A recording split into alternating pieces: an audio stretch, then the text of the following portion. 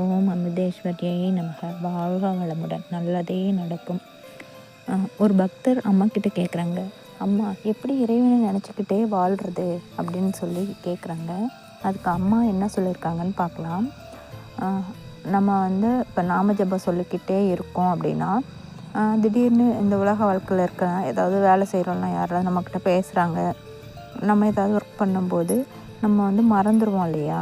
இப்போ மறந்துட்டோம் அப்படின்னா மறந்துட்டும் மறுபடியும் வந்து இறைநாமத்தை சொல்ல ஆரம்பிப்போம் இல்லையா? அப்போ வந்து நம்ம என்ன பண்ணணும்னா, இறைவா உன்னை வந்து நான் மறந்துட்டேன், அதுக்காக என்னை மன்னிச்சிடு, உன்னை வந்து மறக்காமல் எப்பயுமே உன்னையே நினச்சிட்டு இருக்கிற மாதிரி எனக்கு வாய்ப்பு கொடு அப்படின்னு சொல்லி மறுபடியும் கடவுளை பற்றி நினைக்கணும். கடவுள்கிட்ட பேசுகிறது, நாம ஜெபம் சொல்கிறது, இந்த மாதிரி ப்ராக்டிஸ் பண்ணணும்.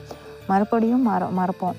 மறந்துட்டோம் அப்படின்னா மறுபடியும் நம்ம இந்த மாதிரி திரும்ப வந்து மன்னிச்சிடுங்கன்னு மன்னிப்பு கேட்டுட்டு மறுபடியும் நம்ம வந்து இறைநாமத்தை சொல்கிறத வந்து தொடங்கும்போது ஒரு காலகட்டத்துக்கு அப்புறமா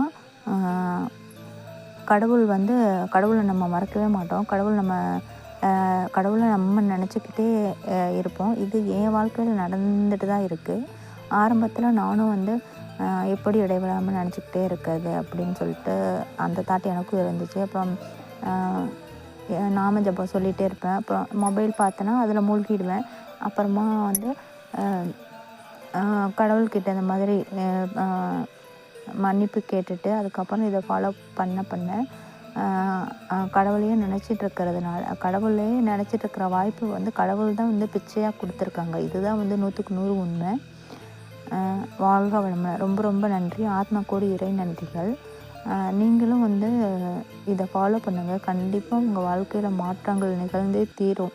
இறைவனை நம்ம எந்த அளவுக்கு நினைக்கிறோமோ அந்த அளவுக்கு நமக்கு தேவையானதை நம்ம எதிர்பாராத நேரத்தில் நம்மக்கிட்ட வந்து கொண்டுட்டு வந்து கொடுப்பாங்க.